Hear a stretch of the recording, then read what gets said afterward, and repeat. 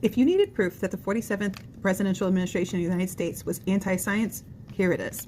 The executive order from the Office of the President on gender ideology extremism. This language has a lot of people confused. What does that even mean? And why am I using this as an example of being anti-science? And this is anti-science is that it does not acknowledge the spectrum of sexuality that falls under the umbrella of intersex. I'm Dr. K, pregnancy specialist, a high-risk OBGYN who understands human development way better than most people. If you're looking for this type of content, hit the like and subscribe icons. So let's get into it. The executive order writes that it's the policy of the United States to recognize two sexes, male and female. These sexes are not changeable and are grounded in fundamental and incontrovertible reality. Female is defined as meaning a person belonging at conception to the sex that produces the large reproductive cell. Male means a person belonging at conception to the sex that produces the small reproductive cell. This language has a lot of people confused. What does that even mean? And why am I using this as an example of being anti-science?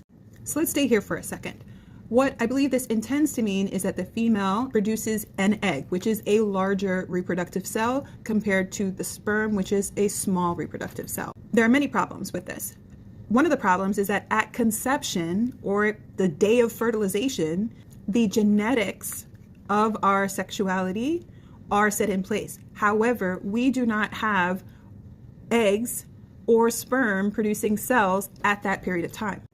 Typical female embryos will form their eggs before the end of their embryo formation. However, sperm cells are not made in typical male embryos. Sperm is made daily after puberty in typical males. Another reason this is anti-science is that it does not acknowledge the spectrum of sexuality that falls under the umbrella of intersex.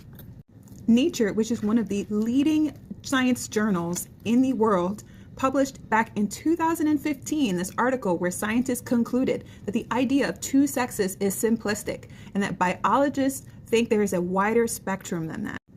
What the biologists know that the administration won't acknowledge or does not understand is that there are differences or disorders of sexual development where your genetics can produce discordant internal or external genitalia.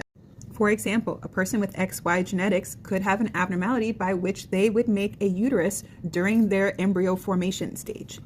Additionally, eggs and sperm are produced from our body parts that are called gonads, and there are multiple disorders where the gonads do not function properly. So if you have male genetics but can't produce sperm, does that mean that you're not a man? It is estimated that up to 2% of the population is affected by differences or disorders of sexual development. That is roughly 6 million people in the United States and about 160 million people worldwide. I'm Dr. K, pregnancy specialist, and the complexities of human development is part of my specialty as a maternal fetal medicine physician. Follow along for more reliable information.